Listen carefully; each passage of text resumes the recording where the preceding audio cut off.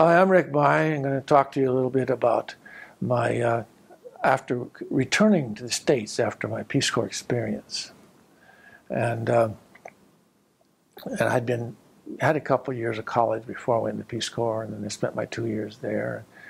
And I was into I come back to the university. I was enrolled there. I found a major. I was going to major in geography, and I was real excited about that. But I had to stay an extra year. I was going to end up being 5 years in college. But in the meantime, I had an interruption with the 2 years there. And as it turned out, back then we had the draft for the war in Viet Nam, and everybody was classified some way to register when you got to be 18 or something like that. And well, here I was already in my 20s, and I came back, and I had this first year of college, third year of college behind me, and draft board called me and says, "Hey, we're going to classify you 1A."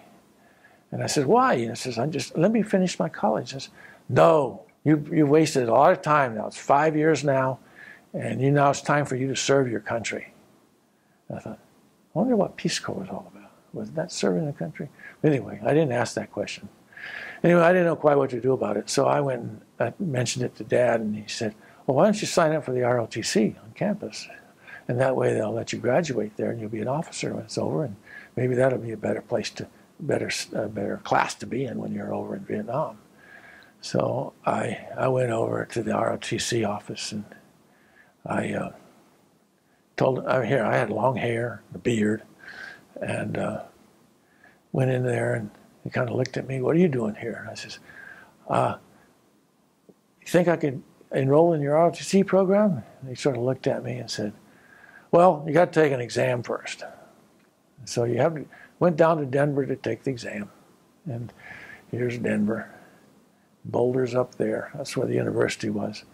And so I went down to Denver, got an exam there, and all these people were from the ROTC. These guys were gung-ho. They were all ready to rock and roll and get in the military and go in and kick butt, just gung-ho about this sort of thing. It was interesting because here I was had long hair and walking in there.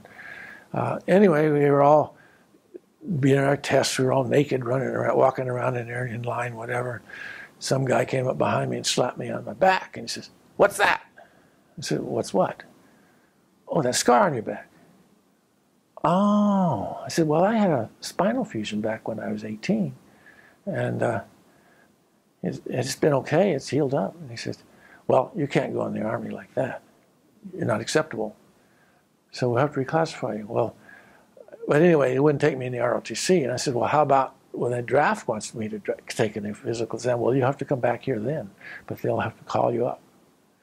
So I was kind of relieved, but this time I was ready for the draft board to do the physical again. And this time I brought documentation from my doctors and all kinds of other particularly doctors about who did the surgery and all that. And so when I went to that one, it was a whole different crowd of people. This was all the draft dodgers this time, and people were in there, all looked like me, long hair and beards, and a lot of them were trying to act like they were gay. So that back then the military wouldn't take people that were homosexual, and so they're all acting like that and whatever. And it was a real circus seeing that one going on there. But anyway, I went in and I took my papers with me, and they said, "Okay, you're free." So I didn't have to go to Vietnam, and I finished my degree and left Boulder.